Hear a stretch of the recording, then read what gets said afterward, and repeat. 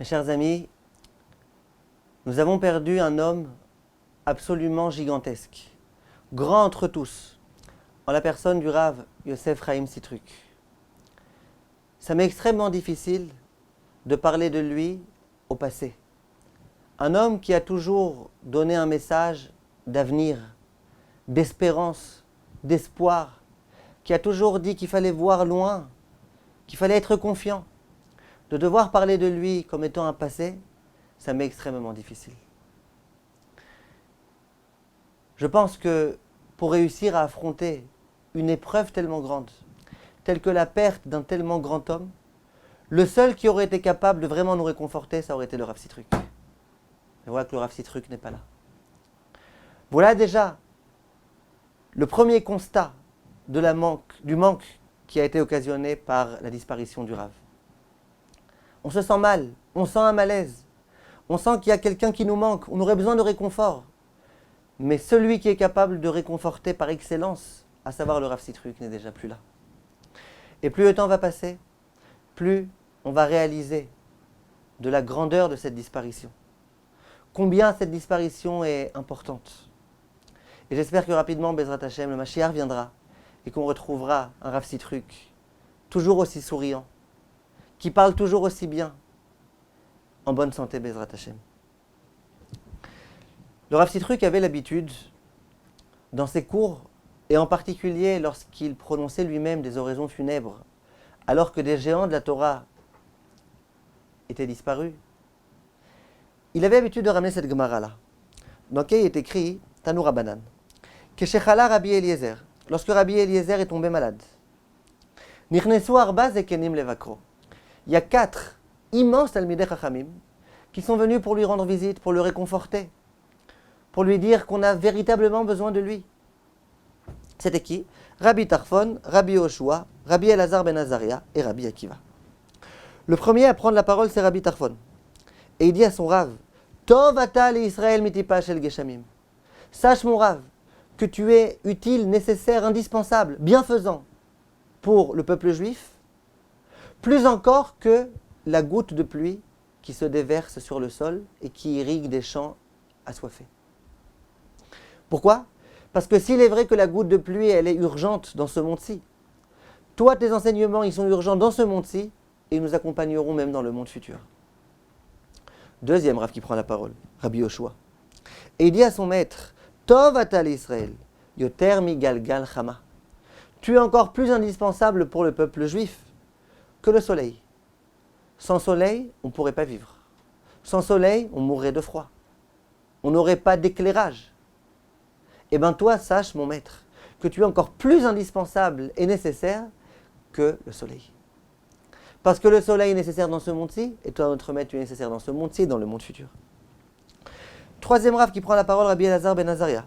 Et il dit, Tov atal Israël yoter mi avaim. Tu es encore plus indispensable pour le peuple juif qu'un père et une mère. Un père et une mère, ils ont tout légué à leur enfant. Tout. Leur existence, c'est eux qui leur ont donné. Eh bien toi, notre maître, tu es encore plus indispensable que le père et que la mère. Parce que le père et la mère, ils donnent naissance dans ce monde-ci. Et toi, tu nous accompagnes en dehors de ça, dans le monde futur. Et là, il y a le quatrième Rav, qui s'appelle Rabbi Akiva, qui prend la parole et qui dit « Chavivim isurim ». Les épreuves, les difficultés, les souffrances, elles sont chères. Elles doivent être chères aux yeux de l'homme. Parce que grâce à cela, ils auront le droit, Bezrat Hashem, au monde futur. À ce moment-là, le Rav, qui jusqu'à présent visiblement était resté un petit peu indifférent, il dit à ses élèves, s'il vous plaît, Samchouni, soulevez-moi un petit peu, que je puisse entendre qu'est-ce que cet élève-là était en train de me dire. Et le Rav de répéter, Chavivim isurim. Les épreuves, les souffrances, les difficultés, elles sont chères. Demande le Rav Sitruk, en s'inspirant d'un enseignement du Rav Shmulevitz. Il dit, je ne comprends pas. Le quatrième Rav, il est a priori hors sujet. Les 3 premiers Rabbanim, il y a un point commun très fort entre l'un et l'autre. C'est que les 3 viennent essayer de mettre l'accent sur ce que le Rav est indispensable. Mais Rabbi Akiva, quel rapport? Il commence maintenant à donner des leçons. Il commence à nous dire que les épreuves, c'est quelque chose d'important. Quel rapport? Les 3 premiers Rabbanim disent au Rav, Rav, on a besoin de toi. Fais tout ce que tu peux pour continuer à vivre. Aie confiance. Le quatrième Rav, qu'est-ce qu'il dit? Chavivim isurim. Quel rapport? Et le Rav Sitruk de répondre c'est que le moment où on a véritablement besoin d'un Rav, c'est lorsque malheureusement on rencontre des difficultés et des souffrances. Et on a besoin d'un Rav qui est là pour nous réconforter, qui est là pour nous diriger, pour nous orienter, pour nous faire comprendre le sens des épreuves, pour nous aider à nous corriger, pour pouvoir éviter les épreuves. Si on a besoin du Rav au quotidien, mais le moment où on a véritablement besoin du Rav, plus que jamais, c'est lorsqu'il y a des épreuves. Donc Rabbi Akiva lui aussi, il procède de la même logique que ses condisciples. Il vient voir le Rav et il lui dit « Rav, on a besoin de toi. Parce que lorsqu'on a des Issourim, c'est toi qui es capable de faire en sorte que ces Issourim-là soient positifs et qu'ils nous servent bien. » Eh bien, j'aimerais vous dire, mes chers amis, que, à mon humble avis, le Rav Sitruk, ça a été, d'une part, la goutte de pluie, d'autre part, le soleil. Il a été aussi le père et la mère, en même temps, les deux ensemble réunis. Mais il a aussi et surtout été un enseignant au sujet des épreuves et des difficultés de la vie. Il va nous apprendre à relativiser lorsqu'il y a des problèmes dans la vie. Il va nous donner, de par son comportement et de par son vécu, une leçon de première grandeur en ce qui concerne le comportement à adopter lorsque malheureusement on a des souffrances. Je peux vous dire, mes chers amis, que tout ce que je vais vous dire maintenant, ça n'a pas la prétention d'être la biographie du Rav. J'imagine qu'il y en a qui en feront une meilleure que moi. Je ne vais pas vous raconter des histoires que tout le monde raconte, parce que vous pouvez les entendre ailleurs. J'aimerais à présent, et je me sens le devoir de le faire, vous dire, à mon humble avis, combien le Rav Sitruk a été indispensable pour nous tous, et en tous les cas pour moi personnellement. Si aujourd'hui je suis là pour vous donner des cours de Torah, eh bien je peux vous dire que c'est en grande partie grâce au Rav Sitruk. Je vais bien évidemment m'expliquer, je vais bien évidemment vous raconter quelques anecdotes qui me sont propres et qui me sont chères, et j'aimerais qu'on essaye de développer ensemble ces quelques points-là. En quoi le Rav Sitruk, ça a été, par exemple, pour prendre cette première dimension, la goutte de pluie. Qu'est-ce que la goutte de pluie? Alors, le Rav Sitruk expliquait que le Rav, c'est une goutte de pluie. Ça veut dire quoi? Qu'est-ce qu'une goutte de pluie? Il y a une graine qui se trouve enfouie dans la terre. Elle est imperceptible. Personne ne la voit, cette graine. Elle est complètement recouverte. Simplement, cette graine-là, elle a un potentiel fou. C'est de cette graine-là qu'il peut y avoir un immense arbre qui va pousser. Ça veut dire qu'à l'intérieur de la graine est contenu un potentiel gigantesque. Simplement, imaginez qu'il n'y ait pas de pluie. Imaginez que la pluie ne se déverse pas sur la terre. Eh bien, cette graine-là, elle restera toute sa vie une graine. Un potentiel qui ne sera jamais réalisé. Le but du Rav, le rôle du Rav, disait le Rav Sitruk, c'est d'être cette goutte de pluie-là. À savoir, chacun de nos élèves a à l'intérieur de lui des forces insoupçonnées, une grandeur gigantesque. Mais quelquefois, il manque la goutte de pluie. Il faut l'arroser, cette graine. Et le rôle du Rav, c'est d'arroser cette graine. Le rôle du Rav, c'est de dire à son élève, tu es capable, tu vas grandir, je te fais confiance. Et comme ça, au fur et à mesure, de donner des convictions à l'élève. De sorte à ce que l'élève, finalement, eh bien, il puisse fleurir, il puisse grandir, il puisse devenir gigantesque. Eh bien, je puis vous assurer que le Rav Sitruk, toute sa vie, c'est ce qu'il a fait. C'était un arrosoir. Un arrosoir ambulant qui n'arrêtait pas d'arroser ces élèves-là. Et j'aimerais commencer à vous donner quelques exemples. Le Rav exigeait toujours de ses élèves d'être plus grands que lui. Et à chaque fois, il répétait dans tous ses cours, « Ma plus grande aspiration, c'est qu'un jour mes élèves me dépassent. Ma plus grande aspiration, disait-il un autre jour, c'est de pouvoir être au chômage technique. » Pourquoi? Parce que tous mes élèves, ça deviendra eux-mêmes des rabbanim. Et donc moi, plus personne ne viendra m'écouter. Et moi, je m'asseyerai sur les bancs pour écouter mes élèves. Moi, je serai l'élève et eux, ce sera mes rabbanim. Il passait son temps à dire ça. Que c'était sa véritable aspiration. Et il y croyait vraiment. Moi, j'écoutais ses cours. Et puis, j'ai tellement été persuadé de ça qu'effectivement, on peut réussir à le dépasser. Que lorsque le soir, je rentrais à la maison après ses cours, quelquefois c'était le lendemain, le surlendemain, ben, je commençais à l'imiter. Alors, j'avais à la maison, là-bas, à Paris 19e, j'avais un bureau, une table. Sur la table, il y avait une boîte à chapeau comme ça, très élevée. Dessus, je mettais un petit pupitre. Je mettais quelque chose qui ressemblait à un micro. Je mettais mon verre d'eau comme ça à droite. Et puis, je m'imaginais comme ça devant une foule de 2000 personnes. Et je commençais, alors mes chers amis, veuillez prendre place rapidement, si vous le voulez bien. Et je commençais à imiter. Je commençais à me croire être moi-même le Rav Sitruk. À tel point vrai qu'un jour, je me suis adressé à mon père, Shlita, et je lui ai dit, tu sais papa, peut-être qu'un jour, je deviendrai plus grand que le Rav Sitruk. Et mon père, il me regarde comme ça.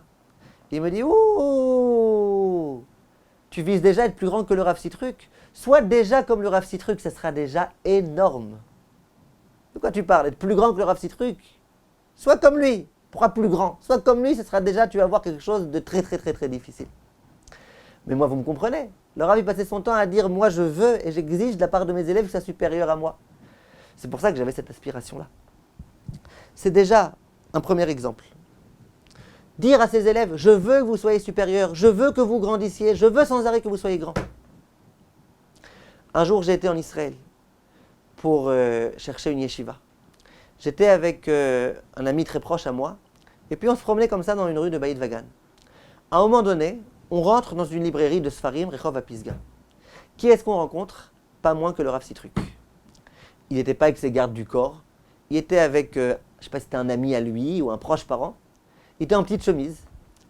Et j'ai vu le Rav, je me suis dit, ouais, on va lui parler. J'ai essayé de me rappeler d'une question qui me perturbait pour pouvoir avoir un objet de discussion avec le Rav. Dès qu'il m'a vu, et ça, mon ami qui était avec moi, il pourra le témoigner, il a dit à son ami d'à côté, tu le vois lui, à voix haute comme ça, pour que j'entende, il va devenir un gaon. Qu'est-ce qui se cache dans cet enseignement-là? Pour l'instant, je peux vous dire, il n'a pas encore eu raison. Mais un jour, Bezrat Hashem, peut-être que je deviendrai vraiment un gaon, je ne sais pas. Mais qu'est-ce qui se cache ici? Vous avez un Rav, grand rabbin de France, un Rav extrêmement élevé, érudit en Torah par excellence. Il y a un petit genou qui arrive. Moi, d'où il me connaissait des cours de la victoire. Après les cours, j'allais toujours lui parler, lui poser une petite question, lui demander une bracha, etc. C'est de ça qu'il me connaissait. Il ne sait pas si j'étais intelligent, il ne connaissait pas mes capacités. Quand il m'a vu, il s'est dit, comment je vais faire pour pouvoir le stimuler, pour pouvoir l'encourager, pour lui donner envie d'être meilleur? Qu'est-ce qu'il a dit? Lui, ce sera un gaon. Mais mettez-vous à ma place. Moi, je sors de cette librairie-là, et je me dis, papa, le grand rabbin de France, il a dit que je suis capable de devenir un gaon. Peut-être que c'est vrai. Peut-être que je vais pouvoir me mettre le devenir. Imaginez-vous combien ça m'a stimulé. Combien ça m'a donné de la force. Combien ça m'a donné envie d'étudier avec intensité. Ça s'appelle arroser, ça. Tu prends quelqu'un qui a un potentiel, mais qui aurait pu complètement s'abîmer, s'étouffer, s'éteindre. Le Rav, il vient sans arrêt, sa petite goutte d'eau. Petite goutte d'eau.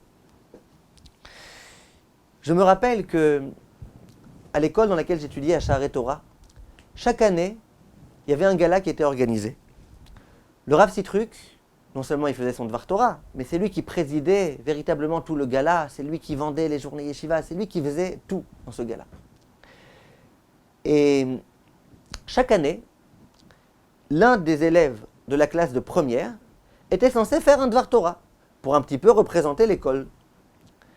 Et ce Dvar Torah était dit généralement en présence du grand rabbin de France. Lorsque moi j'étais en première, c'est moi qui ai été sélectionné pour faire ce Dvar Torah. Alors, vous imaginez un petit peu faire un Dvar Torah devant le grand rabbin de France, c'était quelque chose, hein? Eh bien j'ai fait mon Dvar Torah. Quand j'ai fini mon Dvar Torah, le grand rabbin de France, il m'a serré la main. Et il y a une photo, c'est la photo que vous voyez là derrière. Une photo où on voit le grand rabbin de France me serrer la main après ce Dvar Torah-là. Regardez un petit peu dans cette photo, le regard du Rav. Il a affaire à un élève qui rencontre tous les lundis, comme ça, un tout petit peu. Mais regardez un petit peu le regard, regardez l'affection qu'il y a dans ce regard. Regardez le génie qu'il y a dans ce regard. Regardez le sourire qu'il a. Pour quelqu'un qui ne connaît pas, très bien, pour quelqu'un qui n'est pas un milliardaire, qui n'est pas un fils de milliardaire, duquel il n'attend rien du tout, regardez un petit peu l'attention qu'il est capable de donner. Ce n'est pas une goutte d'eau, ça. Mais l'histoire ne s'arrête pas là. Une fois que j'ai fini mon Dvar Torah, je me suis mis à ma place. Et c'était au tour du Dvar Torah du Rav Sitruk. Le Rav prend la parole. Et pendant au moins 1 minute, il commence à parler de moi. Il y avait 1000 personnes, 700 personnes, je ne sais pas combien. Il commence à parler. Vous le voyez là, ce petit Azriel Cohen Arazi? Eh bien, tous les lundis, il vient à mon cours. Et combien il est sérieux, et combien il écoute, et combien. Et puis il dit, vous savez, quelqu'un qui a comme ça son bac à préparer, etc., de venir tous les lundis et d'être à l'heure, et de rester jusqu'au bout, vous savez combien? Et il commence comme ça à me flatter, à me flatter. Et puis à la fin, je me rappelle, il a dit, bon écoutez, je vais arrêter de parler un petit peu, parce que déjà, il est maigrichon, ce Azriel Cohen Arazi. Alors si vraiment là, il commence à s'envoler, il ne va plus rien rester de lui. Alors voilà, je m'arrête là. Mais regardez un petit peu la guéonoute qu'il y a dans ce rave-là. Il prend quelqu'un qui ne connaît pas très bien, et pendant 1 minute, il a besoin de se concentrer sur ce quelqu'un. Et pourquoi faire? C'était quoi son but au Rav Sitruk? De dire dans mon cours, il y a ce petit-là qui vient? Moi, c'est un honneur pour lui de dire ça. C'est un honneur de dire qu'il s'est aperçu qu'il y avait un petit qui venait à son cours. Non, c'était un arrosoir. Il s'est dit, ce petit jeune-là, eh ben, je peux, Bezrat Hashem, réussir à avoir de l'influence sur lui. Je peux essayer de lui permettre de déceler toute la force qu'il y a à l'intérieur de lui. Il faut arroser. Eh bien, il a arrosé. Chaque fois, il a arrosé un petit peu. Et ensuite, il y a un ami à moi qui était une classe au-dessus de moi. Quand je lui ai raconté ça, il m'a dit, moi aussi, quand j'étais en première, c'est moi qui ai fait le Dvar Torah. Et moi aussi, il a trouvé le Rav l'occasion de dire un petit quelque chose sur moi. C'était un arrosoir permanent. Mes chers amis, lorsque j'étais en vacances, les vacances en France, c'était 3 semaines. 3 semaines sans le cours du Rav Sitruk, c'était une véritable déprime. Et je me rappelle que j'étais en vacances et qu'on était en train de choisir des cartes postales du lieu dans lequel on était pour envoyer à papy, à mamie, à tonton, à tata, à tout le monde. Et à ce moment-là, j'ai eu l'idée folle. J'ai dit à mon père, papa, j'aimerais bien, s'il te plaît, que tu m'achètes une carte postale, que je l'envoie au Rav Sitruk. Regardez un petit peu l'idée folle. Petit gamin là de 16-17 ans qui a envie d'envoyer une carte postale au grand rabbin de France. Mais mon père, très intelligent, il s'est dit la chose suivante. J'imagine en tous les cas que c'est ce qu'il s'est dit. Il s'est dit, regarde, imagine qu'il lui envoie une carte postale et que le Rav, il ne lui réponde pas, qu'il lui dise jamais rien à ce propos. Il va être terriblement déçu. Alors mon père, il a eu la sagesse de me dire, écoute, si tu veux envoyer une carte postale, tu peux le faire. Mais sache une chose, c'est que le Rav Sitruk, c'est le grand rabbin de France, il a plusieurs secrétaires, il reçoit chaque jour des centaines et des milliers de lettres, et donc c'est très possible que ces secrétaires, lorsqu'elles vont éplucher le courrier, et bien finalement, elles ne donneront même pas ta carte au Rav Sitruk. Elles vont penser qu'il y a des choses plus urgentes à faire qu'à lire des cartes postales d'élèves de 15 ans. C'est possible. Mais si tu veux écrire, tu peux écrire.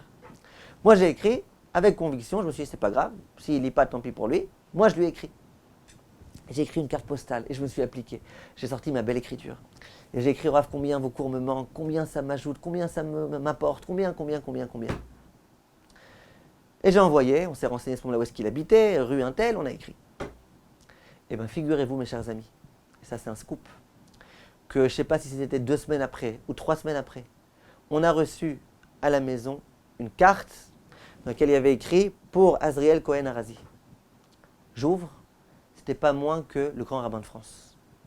Attention, pas écrit à l'ordinateur, genre le rabbin qui dit à sa secrétaire, allez, réponds-lui quelque chose. Écrit de sa propre main, avec sa propre écriture, et sur plusieurs lignes. Il m'écrit, voilà, j'espère que tu passes de bonnes vacances, tu vas pouvoir reprendre des forces pour pouvoir continuer à étudier la Torah et à t'investir et à venir au cours. Eh bien, avouez, mes chers amis, que ça, c'est une grandeur. Une véritable grandeur, une gadloute. Un homme qui était tellement surchargé, qui avait tellement de choses à faire, qui avait tellement d'autres chats à fouetter que répondre à une carte postale d'un petit gamin de 15, 16 ans, 17 ans, je ne me rappelle plus exactement quel âge j'avais ce jour-là. Avouez que c'est une grandeur. Eh bien, il l'a fait. Il a consacré du temps, il a pris du temps, il a écrit. Tout ça pourquoi? Qu'est-ce qu'il attendait? Il attendait un retour de moi, franchement. Qu'est-ce qu'il attendait? Il voulait arroser. Il s'est dit, je peux arroser. Peut-être que cette lettre-là, eh ben, elle lui donnera envie d'être meilleure. Et je ne sais pas si vous savez l'effet que ça a eu sur moi. Toutes ces petites choses-là, de sentir que je suis proche du Rav, de sentir que le Rav est proche de moi, de sentir que le Rav il m'accorde de l'importance, de sentir qu'aux yeux du Rav, eh ben, je peux devenir quelqu'un. Vous ne savez pas combien ça m'a apporté. Eh bien le Rav, c'est comme je vous disais, c'était cet arrosoir-là, c'était cette pluie-là. Le Rav, il avait un grand chidouche. Jusqu'à présent, on avait l'habitude de dire qu'il faut avoir de la émouna en Hachem, de la foi en Hachem. Eh bien le Rav, bien évidemment, il ne l'a pas inventé. ça provient des textes de nos maîtres. Mais il répétait souvent, et il disait que s'il est vrai qu'il faut avoir de la émouna en Hachem, il faut aussi avoir de la émouna en l'homme. Et sans arrêt, il répétait, le juif doit avoir de la émouna en Hachem, Hachem a de la émouna aux juifs, et puis le jour où ces deux dimensions se rencontreront, ce sera quelque chose d'extraordinaire. Comme ça, il disait à chaque fois. Il disait que l'homme doit avoir confiance aussi en l'homme. Ayez confiance en vous-même. Sachez qui vous êtes. Ayez confiance en l'autre. Le Rav Sitruk, il avait confiance en l'homme. Le Rav Sitruk, il voyait un élève, il disait, je sais que tu peux. Tu es capable, tu vas réussir. Moi, je t'arrose, je te donne de l'engrais. Je vais t'aider à être meilleur. Il voyait un petit gamin, il voyait le potentiel qu'il y avait dans ce gamin. Ça, c'était la grandeur immense, gigantesque, géniale, jamais vue de ce Rav-là. Et je peux vous dire que c'est grâce à ça que le Rav a réussi à éveiller au sein du peuple juif francophone un tellement grand élan de Teshuvah. Jusqu'à présent, les rabbins, c'était des grands philosophes. Le rabbin, il est très haut, les autres, ils ne peuvent même pas réussir à comprendre ce que le rabbin dit. Il voulait faire une conférence devant 15-16 personnes, les plus intellos, ceux qui ont le plus de chances de comprendre. Mais faire venir tout le peuple, pourquoi? Pour qu'ils ne comprennent rien. À quoi ça sert? Le Rav Sitruk est arrivé, et il est descendu au niveau du peuple, un peu comme cette goutte de pluie, qui se déverse des sommets et qui rejoint les endroits les plus bas. Le Rav Sitruk, ça a été cette goutte de pluie. Il s'est baissé, rabaissé au niveau du peuple.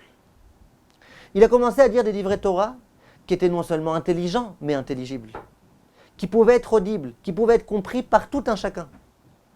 Les gens les moins cultivés, comme les plus grands intellos, venaient pour écouter le Rav et étaient ébahis face à sa grandeur, face à son intelligence, face à sa concision, face à son développement, à sa façon de présenter les choses. Eh bien ça, c'était un grand chidouche. Mais pourquoi? Parce que le Rav, il sentait que tout un chacun était capable.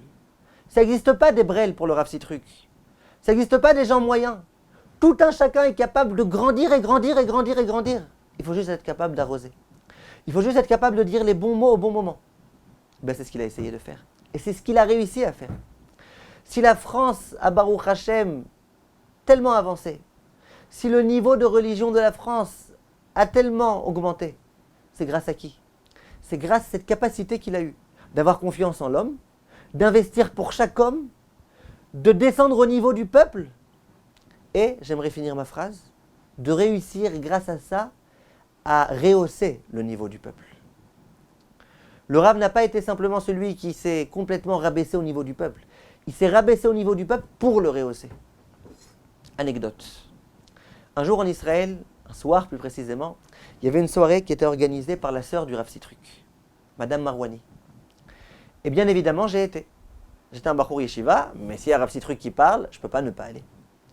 À cette soirée, il y avait le grand rabbin Sitruk qui était invité, et il y avait le Rav Mordechai Eliyahu, l'un des très grands Talmidei Chachamim de la génération. Et les deux étaient présents. Le Rav Mordechai Eliyahu a pris la parole, il a dit des livrets Torah, et comme à son habitude, point qui est très important pour comprendre la suite, le Rav Mordechai Eliyahu, lorsqu'il disait des livrets Torah, il ne faisait pas des longs raisonnements avec des introductions et des conclusions, un raisonnement ficelé du début jusqu'à la fin. C'est pas comme ça. Il racontait une petite histoire, une autre histoire qui n'ont aucun rapport l'une avec l'autre, et puis il disait qu'il faut se renforcer, et puis une petite blague ici, une petite blague là-bas, et puis une anecdote, et puis c'est ça son Dvar Torah. Alors que, pour ceux qui ont eu le mérite d'entendre le Rav Sitruk, c'était beaucoup plus à l'ashkénaze. C'était avec une introduction, avec une conclusion. Il y avait la thèse et l'antithèse et la synthèse. C'était très bien développé, très bien expliqué, très bien argumenté.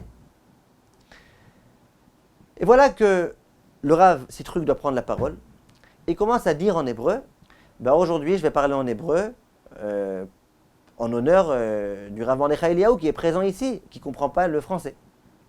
Le Rav immédiatement de lui dire non, tu peux parler en français, Les gens qui étaient là c'était des Français. Donc le Rav Mordechai Eliyahu dit tu peux parler en français. Et le Rav demande 1000 fois pardon au Rav Mordechai Eliyahu qui va devoir parler en français et il commence à parler en français. Il fait son Dvar Torah, un Dvar Torah magistral, majestueux, d'une éloquence à laquelle vous avez été habitué avec le Rav Sitruk. Et Et une fois que la soirée est terminée, moi, comme je vous ai dit, j'essayais toujours d'être présent aux côtés du Rav Sitruk. J'étais dans ses jupons, comme on dit. Et donc j'étais présent. Et puis à un moment donné, tout le monde était parti quasiment. Le Rav était en train de parler avec sa sœur et encore 2-3 personnes. À un moment donné, je ne sais pas comment ils en sont arrivés là. Mais le Rav Sitruk dit à sa sœur, tu sais, avec beaucoup de modestie, tu sais, le Rav Mordechai Eliyahu, tu sais combien il est plus racham que moi? Tu sais que le Rav Mordechai Eliyahu, il connaît 1000 fois plus de choses que moi. C'est un vrai gaon. Moi, je te pose une question. Quand tu l'entends lui parler, tu m'entends à moi parler.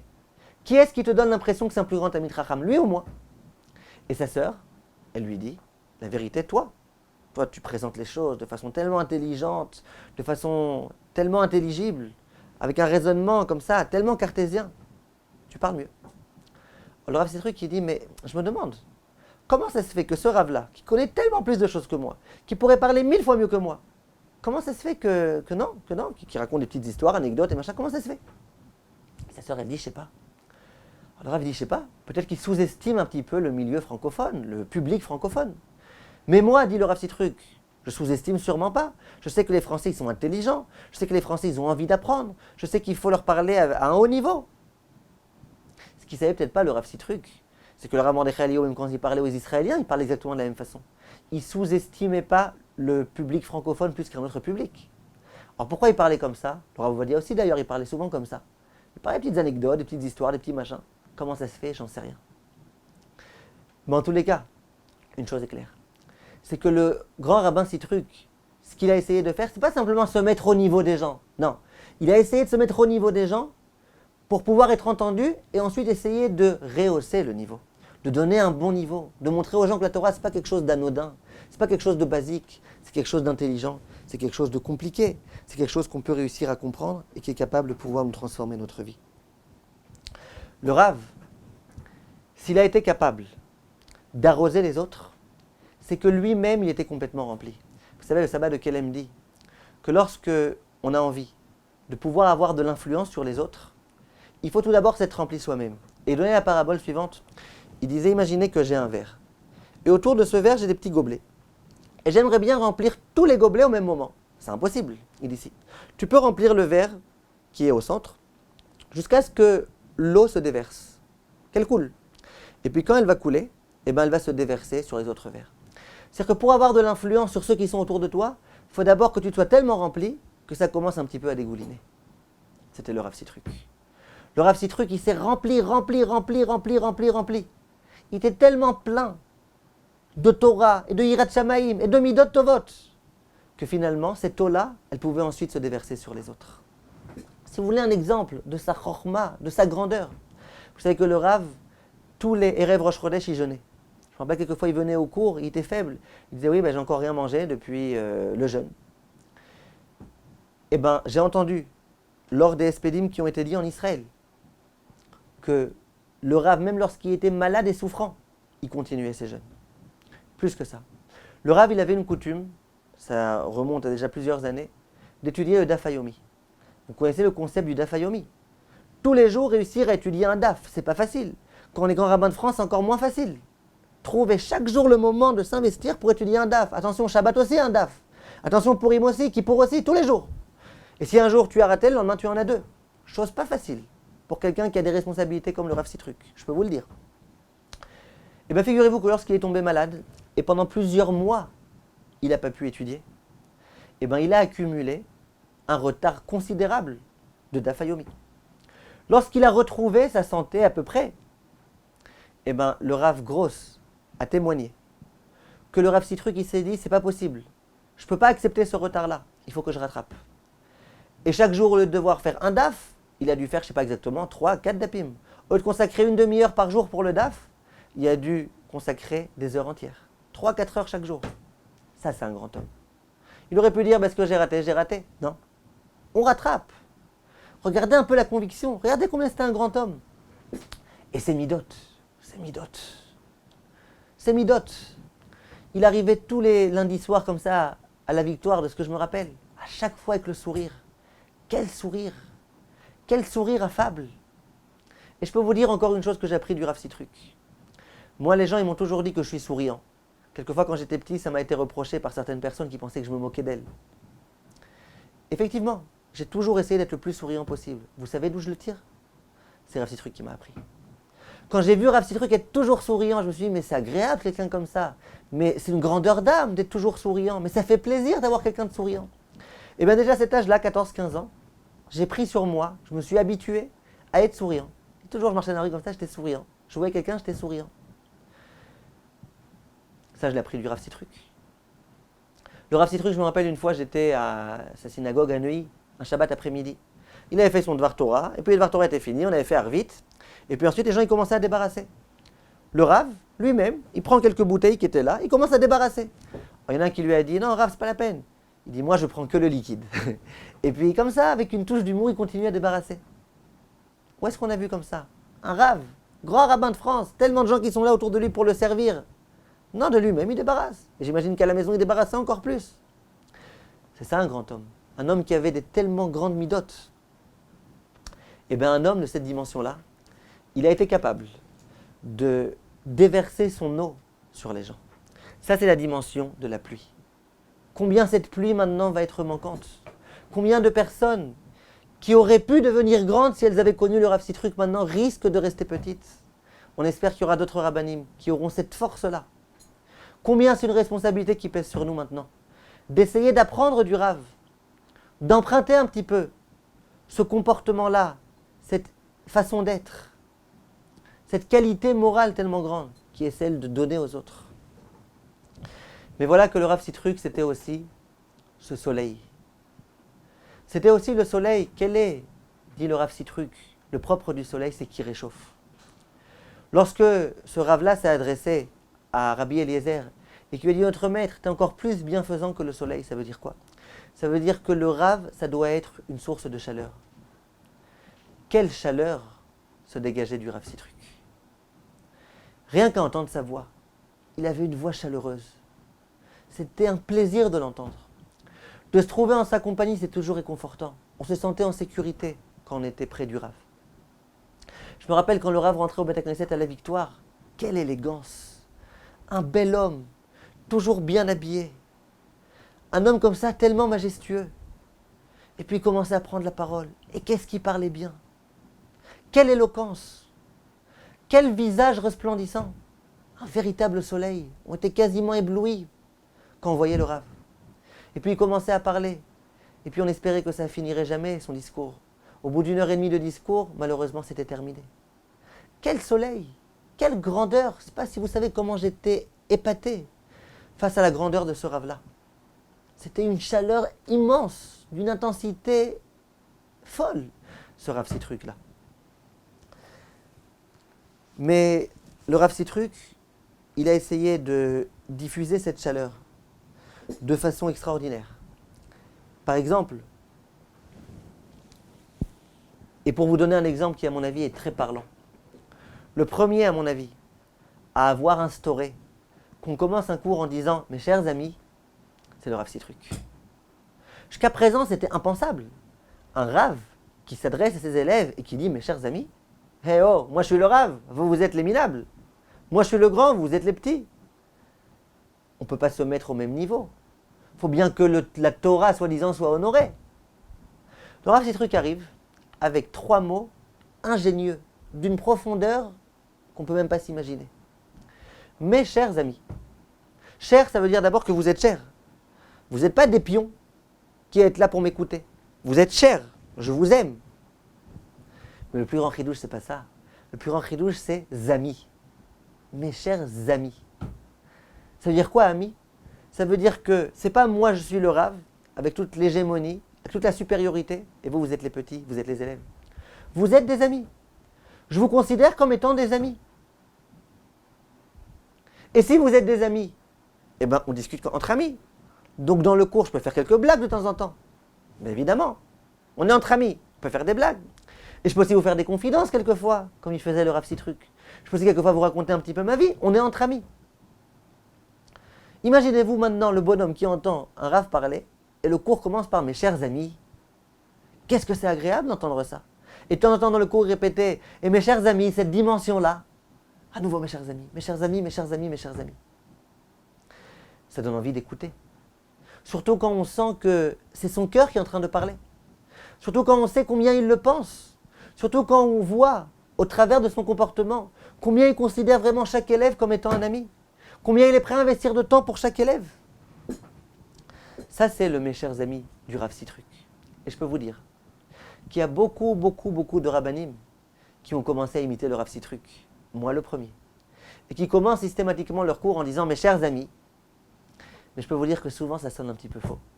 Ça sonne faux. C'est pas le mes chers amis du Rav Sitruk. Il y en a qui ont voulu être plus intelligents que le Rav Sitruk, qui veulent faire mieux. Qu'est-ce qu'ils ont dit? Ils ont dit mes très chers amis. Et ça grince aux oreilles, ça sonne faux, ça sonne moche, ça sonne hypocrite. Je ne sais pas comment vous dire. Mes chers amis du Rav Sitruk, ça vaut 1 million de fois plus le mes très chers amis là, de certains rigolos. Parce que le mes chers amis du Rav Sitruk, il venait du plus profond de son cœur. Parce qu'il le pensait. Et ce qu'on pense, on est capable de le diffuser. On est capable de le montrer. Le mes chers amis du Rav, c'était l'invention du Rav Sitruk. C'était pas des paroles, c'était pas des discours, c'était un vécu, c'était un sentiment. Personne au monde ne sera capable d'imiter ce mes chers amis du Rav Sitruk. Parce que le Rav Sitruk, il le pensait. C'est pas pour rien que c'est lui qui a instauré ce mes chers amis. Regardez un petit peu combien le Rav était avec tout son cœur. Tout ce qu'il faisait, ça provenait du plus profond de son cœur. Chaque mot était réfléchi. Et tout ce qu'il disait, c'était sincérité. Comment ça se fait que le Rav a tellement réussi? C'était quoi son truc? Un jour en s'amusant, il disait, moi j'en ai 6 des trucs. 12, 6 trucs. C'est quoi son truc? C'est quoi ses trucs? Comment il a fait pour réussir à tellement bien parler? Comment il a fait? Alors moi je peux vous dire, je vais vous raconter à nouveau une anecdote, que j'ai toujours été sidéré face au discours du Rav Sitruk. Toujours. La première fois que j'ai entendu, c'est le coup de foudre. Et je me suis demandé comment il peut parler tellement bien. Je peux vous dire que jusqu'au jour d'aujourd'hui, j'ai encore jamais entendu un orateur aussi bien que le Rav Sitruk. Je ne parle même pas de rabbanim. Rabbanim, homme politique, qui tu veux. J'ai jamais entendu un orateur de la dimension du Rav Sitruk. Et je ne sais pas si un jour je pourrais en rencontrer, parce qu'à mon avis, c'est impossible. On prête par exemple à Bibi Netanyahou, le Rosh Mshala d'Israël. On lui prête une qualité d'être un orateur extraordinaire. L'un des meilleurs orateurs d'Eretz Israël. C'est vrai qu'il parle bien. Mais à mon avis, je l'ai entendu quelques fois, il n'arrive pas à la semelle du Rav Sitruk. Au point de vue oration, je ne parle pas des autres points. Je me suis demandé comment il fait pour parler tellement bien. Voilà, il nous demande de l'imiter. Mais moi, je l'imite, j'arrive pas à parler comme lui. Comment on fait pour parler tellement bien? Et je voulais vraiment avoir une réponse à ma question. Un jour, le Rav Sitruk avait annoncé, la semaine prochaine, le cours de lundi soir, ça va se passer dans une atmosphère champêtre, à l'approche des vacances, dans des endroits de la banlieue parisienne, je ne me rappelle plus exactement où c'était. Moi, bien évidemment, j'ai été. Il y avait un repas qui était organisé. Je me suis demandé à quelle table j'allais m'asseoir. Immédiatement, j'ai repéré où se trouvait le Rav Sitruk. J'avais à nouveau 16-17 ans. Et je ne sais pas comment j'ai fait, je ne me rappelle plus, mais j'ai réussi à m'asseoir à la table du Rav Sitruk. À nouveau, regardez la grandeur du Rav Sitruk. Là-bas, il avait des centaines et des centaines d'élèves. J'imagine que parmi eux, il y avait des gens importants, il y avait des notables, il y avait des gens. Le Rav Sitruk, il aurait pu dire à quelqu'un, écoute, tu ne peux pas dire à ces deux gamins là que c'est pas de babysitting ici. Tu ne peux pas leur dire que bon, d'accord, ça va, on les aime bien, mais bon, il y a des gens un peu plus importants là qu'il faut asseoir à ma table. Pas un mot. Tout le repas, on est resté à table. Il nous faisait de temps en temps des sourires. On a parlé un petit peu avec lui, extraordinaire. À ce moment-là, je me suis dit, il faudrait absolument que je réussisse à lui demander comment il fait pour parler tellement bien. J'ai pris mon courage à deux mains, j'étais avec un ami à moi, et j'ai été le voir. Je lui ai dit, Kvod Harav, est-ce que vous pouvez me dire s'il vous plaît, comment vous faites pour parler tellement bien? Il m'a dit, je vais te dire la vérité, c'est mon cœur qui parle. Tu me demandes comment faire? Je ne sais pas, moi je laisse mon cœur parler, et je te dis, tout mon cours c'est mon cœur, je laisse mon cœur parler. Et moi, je ne me suis pas laissé avoir. J'ai dit au Rav Sitruk, d'accord, d'accord, votre cœur, d'accord, mais bon, il n'y a pas que le cœur. On peut avoir du cœur, mais malgré tout, les paroles, le vocabulaire, la façon de parler. Et je dis la vérité, c'est mon cœur. Et moi, je continue à insister. Rav, s'il vous plaît, vous n'avez pas un autre conseil? Et je dis que c'est mon cœur. Il ne voulait pas me décevoir. Et il a vu que j'insistais. Et il a vu que je n'étais pas au niveau de comprendre son conseil. Il m'a donné un autre conseil. Il m'a dit, regarde, achète les livres de Saint-Exupéry.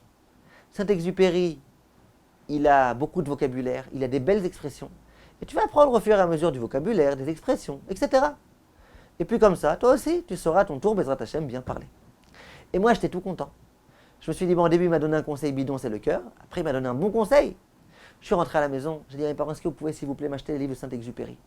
Mes parents étaient heureux, parce qu'ils avaient très très envie que je lise un petit peu de littérature. Et moi, j'avais une sainte horreur de lire des livres. Une sainte horreur, jusqu'au jour d'aujourd'hui, j'ai horreur de lire. À part les livrets Torah, à part la Gemara, à part les choses collèges, j'ai horreur de lire.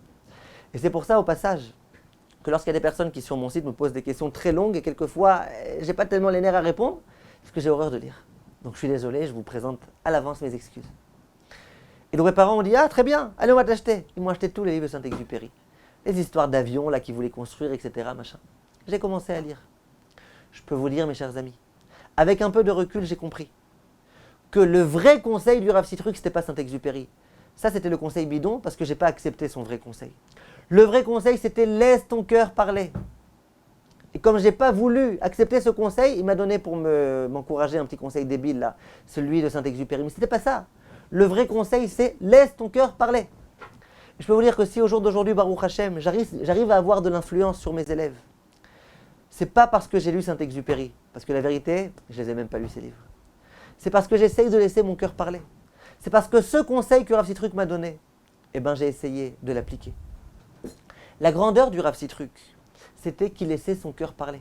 C'est qu'il avait un cœur tellement large, tellement grand, une qualité de cœur tellement forte, que c'est son cœur qui a tout fait. C'est son cœur qui parlait, c'est son cœur qui encourageait, c'est son cœur qui faisait tout. Et ça, je l'ai compris après un certain moment. On dit de Noach que lorsqu'il est sorti de la Teva, il a vu que tout le monde était détruit. Il s'est adressé à Hachem. Et il a dit, Hachem, pourquoi tu as été tellement sévère avec ton monde? Et Hachem, avec beaucoup de sévérité et de violence, va lui dire, espèce d'idiot, Raya, Shatia est écrit dans le Zohar HaKadosh, espèce d'idiot, tu n'aurais pas pu pleurer avant le déluge. Pourquoi tu te réveilles maintenant? Demande le Rav Ovadia Yosef, ça veut dire quoi? Et s'il avait pleuré avant le déluge, ça aurait changé quelque chose? Hachem avait décidé que ce monde-là, il fallait le détruire, qu'il ne méritait plus la vie. Ça aurait vraiment changé quelque chose si jamais Noach avait prié. Dit le Rav Ovadia Yosef, c'est pas ça, t'as rien compris. C'est pas que s'il avait pleuré en priant, ça aurait changé la donne. C'est que si jamais il avait pleuré, ça veut dire qu'il avait pris à cœur, qu'il avait été voir ses contemporains et qu'avec tout son cœur, il leur avait parlé. Il avait pleuré, il leur avait dit, je vous en supplie, soyez meilleurs, faites teshuva, ça me tient à cœur. Et bien il aurait réussi à avoir de l'impact sur eux. Si Noach n'a pas eu d'impact sur eux, lui dit Hachem, c'est parce que c'était sans cœur, c'était sans pleurs. Alors qu'avec ta tête, tu n'as rien réussi à faire. Tu aurais dû investir du cœur à ce moment-là. Parce qu'avec le cœur, tu peux faire teshuva au monde entier. C'était ça le secret du Rav Sitruk. Je peux vous dire, mes chers amis. Ceux qui pensent que le Rav Sitruk, il a réussi parce qu'il avait beaucoup de vocabulaire, ils se trompent. On en connaît des rabbanim, des philosophes, qui ont beaucoup de vocabulaire. Vous connaissez ces rabbanim, la forme, qui vont vous parler et qui vont vous dire, alors en fait, il existe, comment dirais-je, une dichotomie entre l'intellect et, dira-t-on, le vécu. Vous connaissez ce genre de rabbanim-là? Oh, insupportable. Tu veux dire ta dichotomie, mais accouche-là ta dichotomie. Pas, comment dirais-je, la dichotomie.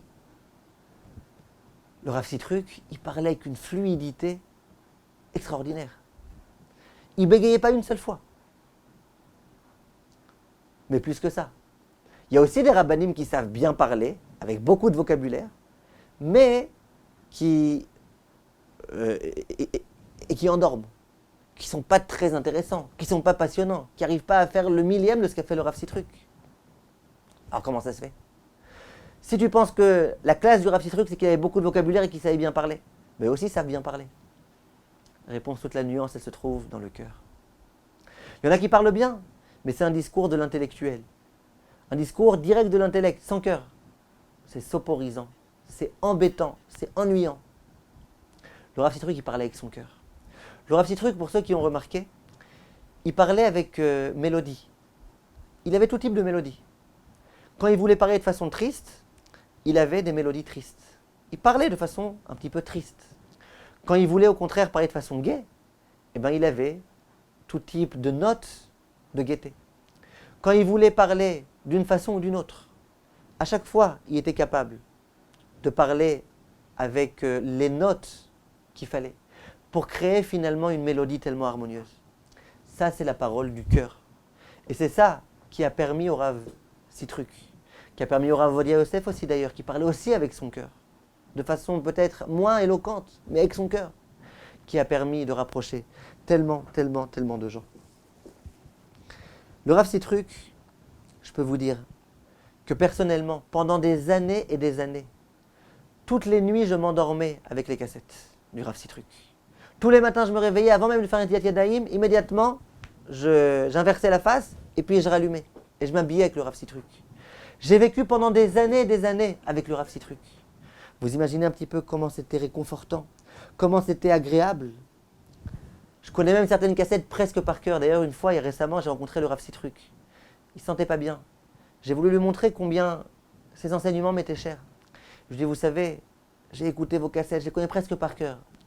Alors il m'a dit, bah, c'est bien alors. Ça, si un jour j'ai un trou de mémoire, eh ben, je pourrais te téléphoner et puis tu me rappelleras ce que j'ai déjà oublié. Même dans ces états-là, il était de bonne humeur. Toujours avec sa petite touche d'humour. Eh bien, il faut savoir que ce cœur-là qu'avait le Rav Sitruk, eh ben, il a laissé personne indifférent. Tout le monde s'est dit être les élèves du Rav. Combien de gens il y avait à sa Levaya? Et ça, c'est ceux qui ont pu venir. Combien il y en a qui auraient rêvé de pouvoir venir et qui n'ont pas pu, pour tout type de raisons professionnelles et autres. Le Rav avait l'habitude de dire, quelle est la différence entre un commerçant et un rabbin?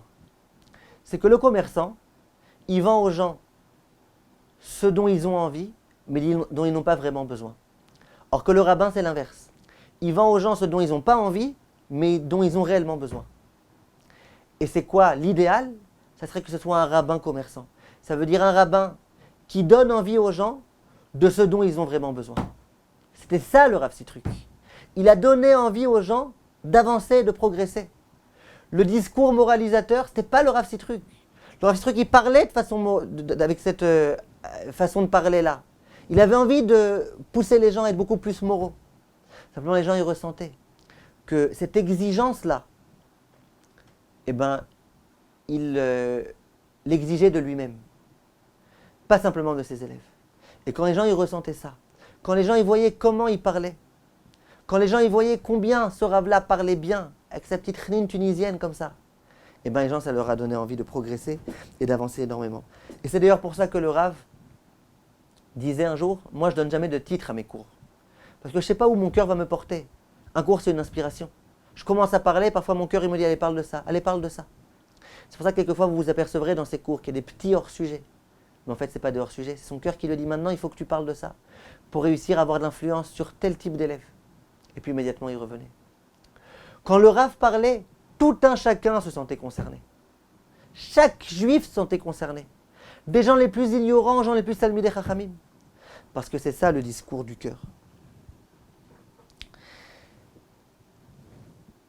Je peux vous donner aussi une autre preuve, s'il en faut, que le Rav parlait du cœur. Il y a une yeshiva à Beit Vagan qui s'appelle la Teret Israël. Et au moins une fois par an, ils invitaient le Rav Sitruk à venir faire une dracha de Moussar. Là-bas, c'est des Israéliens, c'est Talmidei Chachamim, les Bachouri Yeshiva. Le Rav venait et il parlait bien évidemment en hébreu. En hébreu, il parlait beaucoup moins bien qu'en français. Il n'avait pas du tout le vocabulaire qu'il avait en français. Il hésitait quelquefois un petit peu. Il parlait beaucoup moins bien. Et pourtant, ses propos étaient extrêmement appréciés. Et chaque année, il lui redemandait de venir. Et j'ai entendu de très bons échos de ces drachot du Rav. Pourtant, il ne parlait pas très bien en hébreu.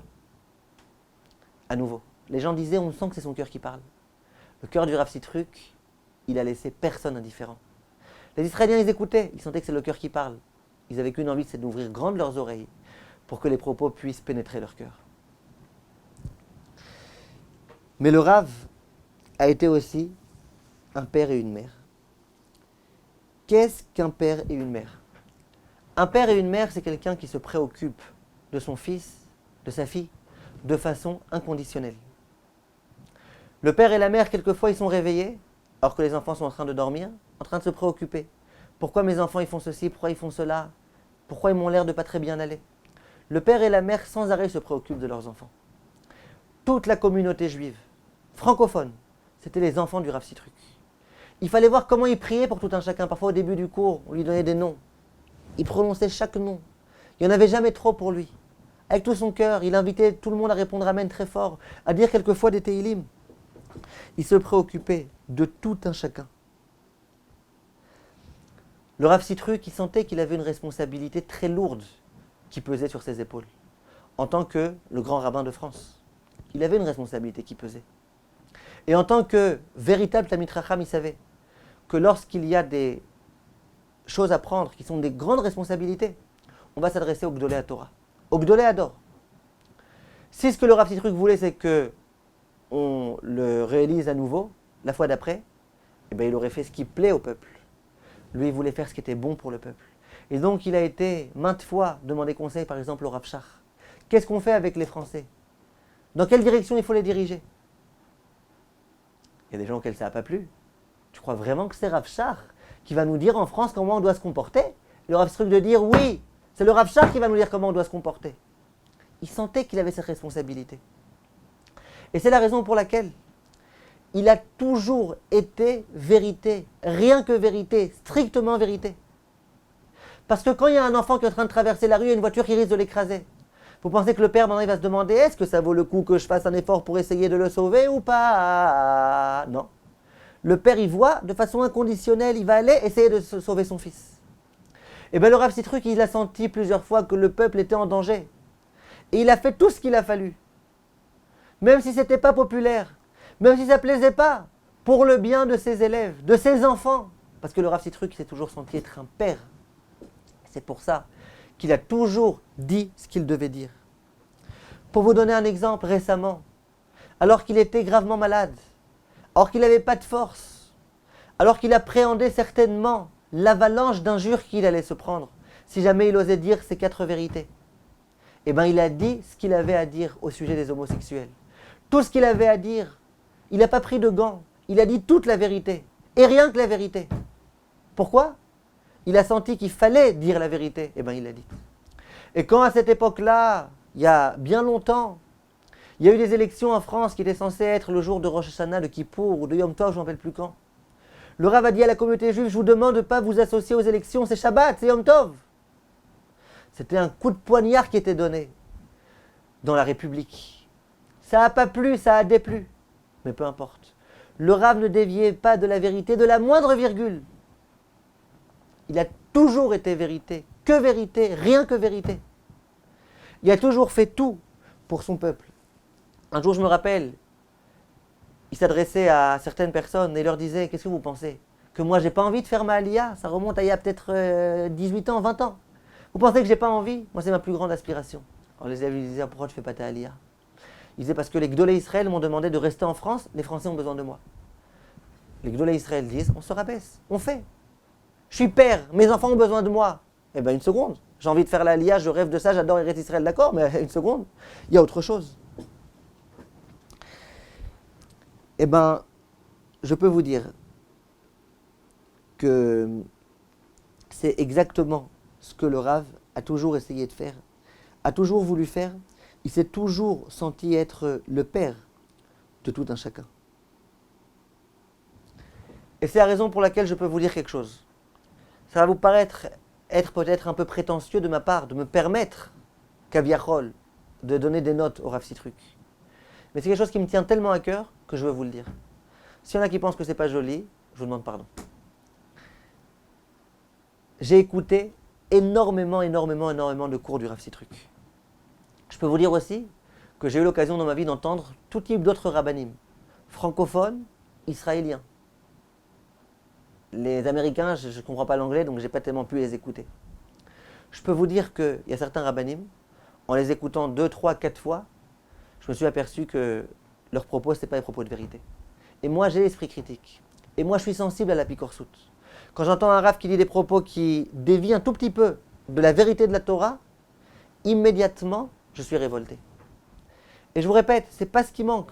Des rabbanim, entre guillemets, dont toute leur ashkafa, c'est une ashkafa complètement erronée, hors Torah, anti-Torah, complètement déplacée, qui frôle la pikorsout quand c'est pas complètement de la pikorsout.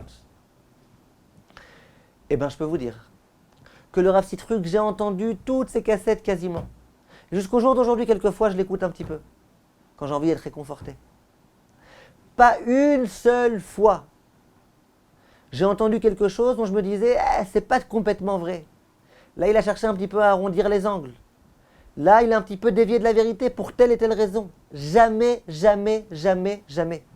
Et je l'ai entendu des heures et des heures et des heures. Pas une seule fois.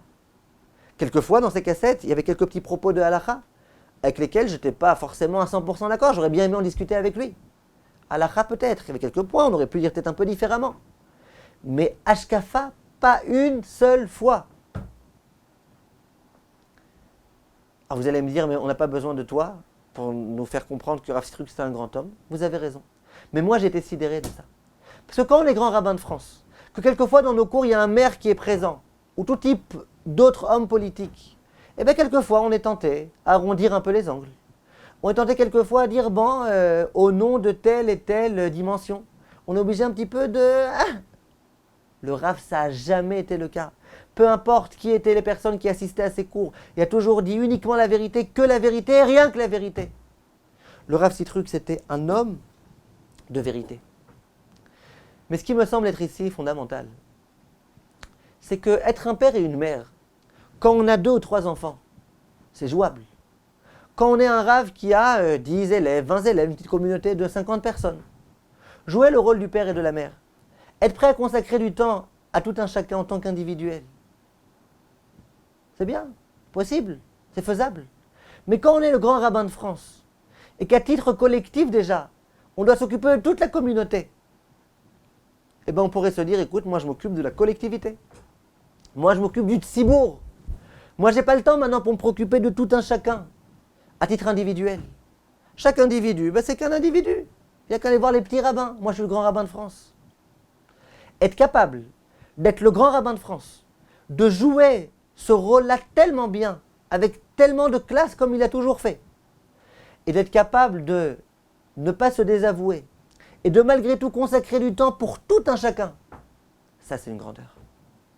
Pas tout le monde est capable. Dernièrement, je parlais avec un conférencier de Harachim, un Israélien, et puis je lui disais, alors comment tu fais quand tu as des couples qui ont tel et tel problème? Ça m'intéresse. Il me disait, non, moi jamais je donne des conseils à des gens à titre individuel. Moi, c'est toujours que conférence. Je dis pourquoi? Il me dit, j'ai pas le temps. Moi, c'est conférence. Ben oui, beau gosse. Donne cours devant 500 personnes, beau gosse. Mais consacrer 2 heures pour un individu, non, là, écoute, moi, j'ai pas le temps, t'as qu'à aller voir. Le Rav Sitruk, il avait des conférences, il y avait des milliers de personnes qui venaient.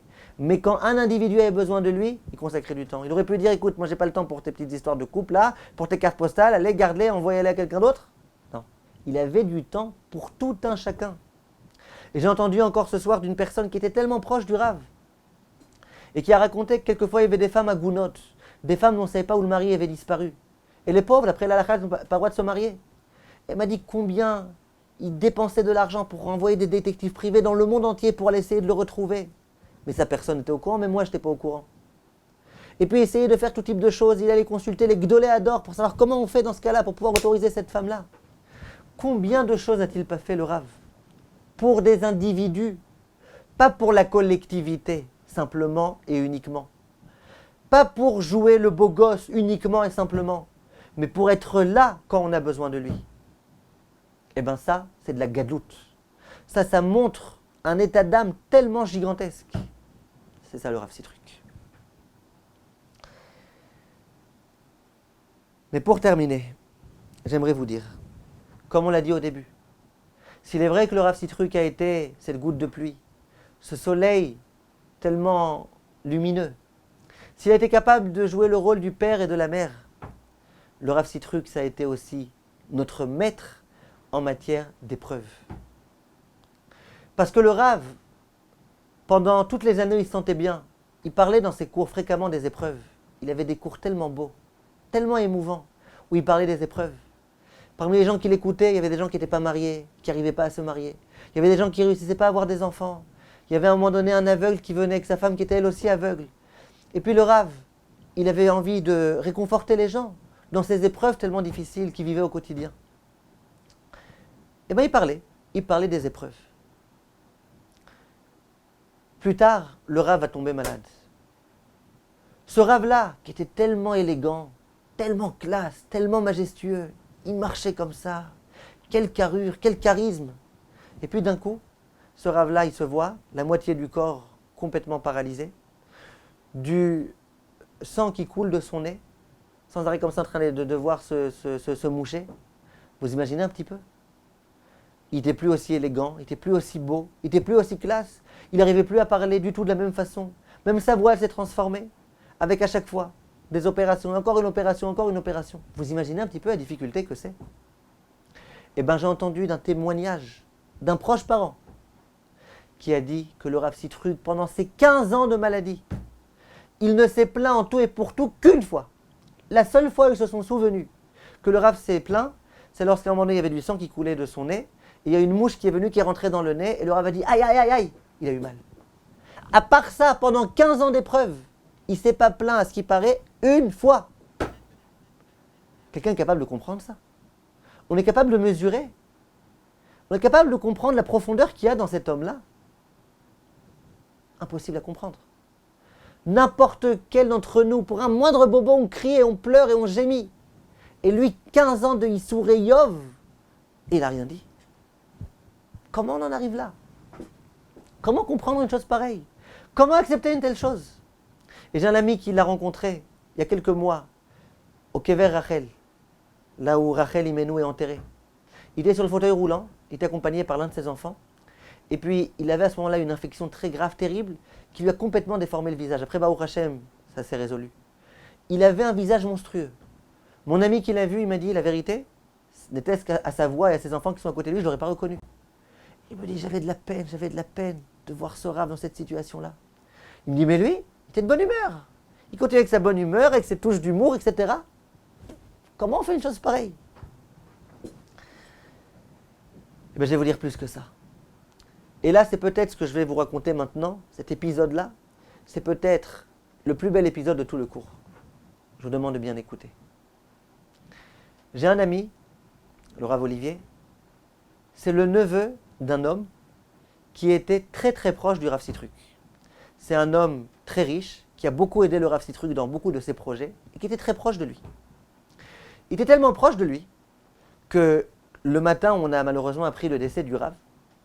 Quelques minutes avant qu'on apprenne le décès, ma Chavruta, donc le Rav Olivier, est venu me voir et il m'a dit, tu sais, le Rav Sitrug qui va organiser un Rosh Hashanah hospitalisé chez lui à la maison. Il me dit, tu savais que ça existait ce concept-là, être hospitalisé chez soi à la maison? Il va organiser un minyan à la maison. Il y a des médecins qui vont venir pour voir que tout se passe bien. Chez lui à la maison, à domicile. Il me dit, et comment je sais ça? Parce que mon oncle, qui est tellement proche du Rav, eh ben, il va être là-bas. C'est un tout petit minyan restreint, avec les membres de la famille et quelques personnes comme ça très proches du Rav. Il avait déjà pris son billet d'avion pour pouvoir se rendre chez le Rav. Plus tard, on va entendre malheureusement que le Rav est décédé. Cet homme-là, qui était donc tellement proche du Rav, j'ai juste voulu vous donner un exemple. Eh ben, il a raconté à son neveu, qui m'a raconté à moi. Donc, il n'y a pas eu le temps, c'était pas le téléphone arabe. Ça va, il m'a raconté mot pour mot, et moi je vous répète mot pour mot ce qu'il m'a raconté. Récemment, il y a peut-être de ça un mois, cet homme-là, donc, il était très proche du Rav. À un moment, il parlait avec le fils du Rav.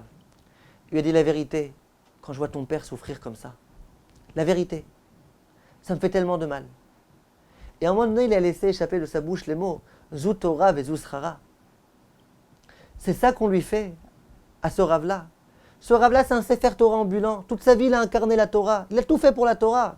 Et c'est ça qu'Hachem lui fait. Avec cette sévérité-là, Hachem le punit. C'est pas juste. Et bon, il a dit, allez, passe le bonjour à ton père. Le fils du Rav Sitrug a été voir son père. Il lui dit, écoute papa, il y a monsieur un tel, voilà ce qu'il m'a dit. Mais que ça lui fait de la peine de te voir souffrir comme ça, il ne comprend pas comment Hachem a pu te faire une chose pareille.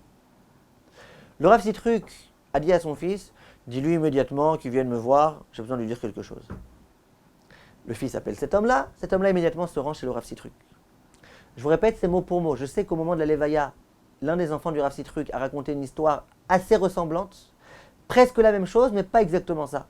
Visiblement, c'était à une autre occasion. Mais là, je vous dis mot pour mot ce qui s'est passé. Le Rav, il dit à cet homme-là, écoute-moi bien, tu te rappelles de ces années-là dans lesquelles je courais, je fonçais, j'allais d'un endroit à un autre, d'une conférence à une autre, d'une ville à une autre. Et ouais, tu me voyais comme ça, et tu pensais que c'était les plus belles années de ma vie.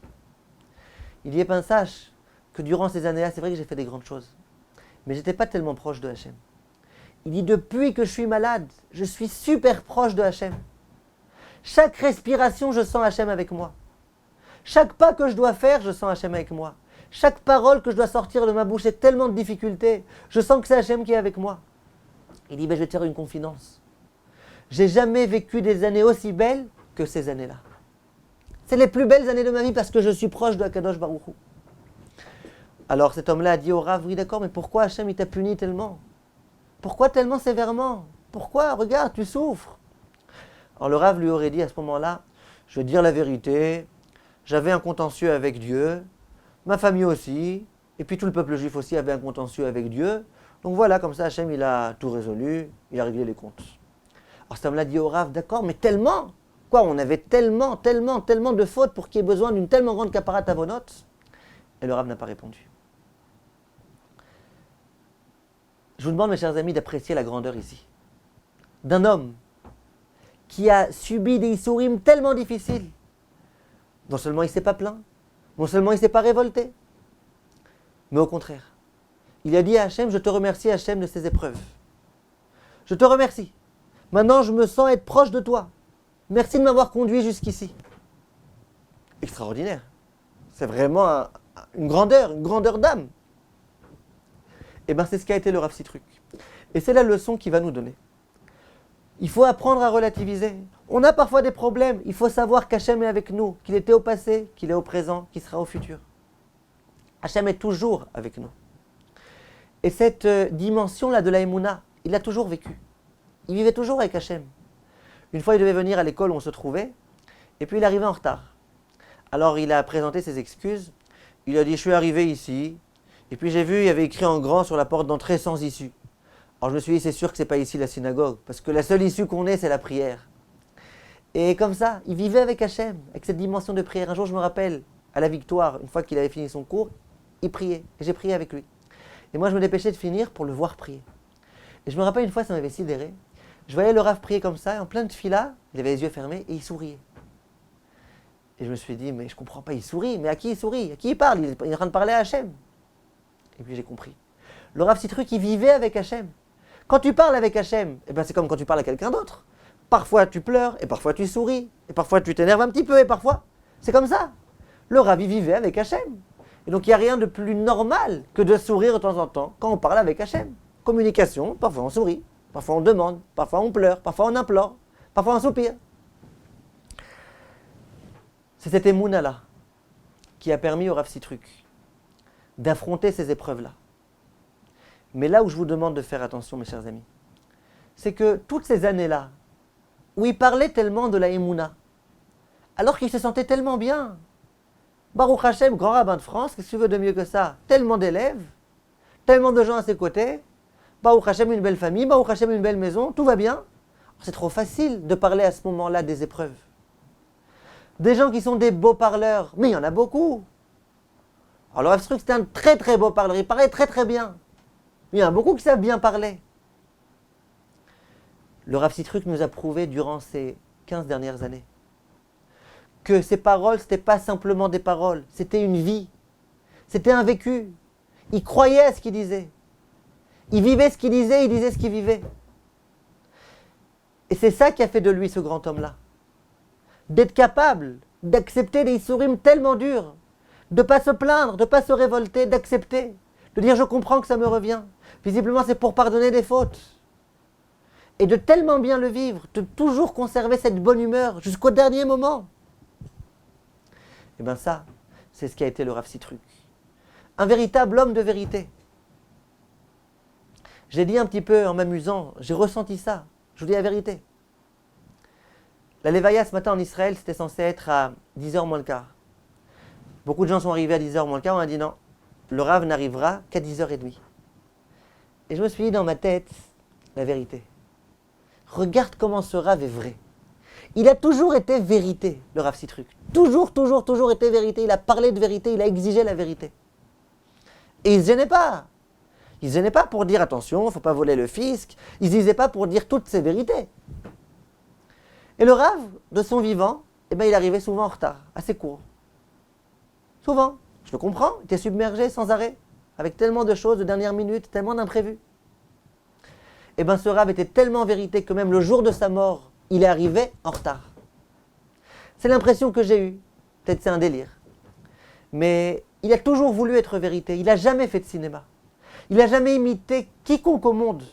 Il a été lui-même. Il a donné le meilleur de lui-même. Il a essayé de vivre sa propre vie avec toutes ses qualités, avec ses défauts, avec ce que Kadosh Baruch Hu lui a donné. Il a été vérité jusqu'au bout. Si de son vivant il était en retard, le jour de sa mort, il est aussi arrivé en retard. C'est une image que je vous donne.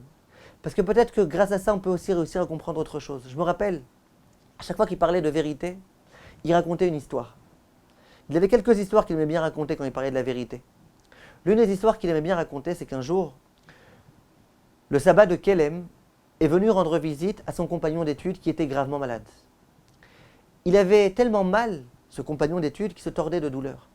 Les médecins essayaient de venir lui donner tout type de médicaments pour le calmer sa douleur. Ils n'avaient rien à faire. La famille est venue pour essayer de le réconforter, rien à faire. Et lui, il criait, il criait, il criait.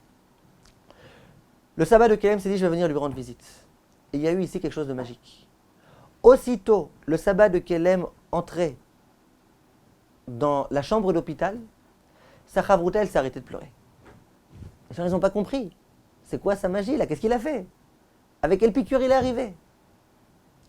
Plus tard, on leur a expliqué quel était le sens de ce silence-là. Les deux, le sabbat de Kelem et son compagnon d'études, pendant des années entières, ils ont travaillé sur la vérité. Ils ont travaillé sur la vérité. Ils ont travaillé ensemble. Vérité, c'est essaye de montrer à l'extérieur ce que tu es à l'intérieur. Et entre autres, ils ont travaillé par exemple sur le soupir.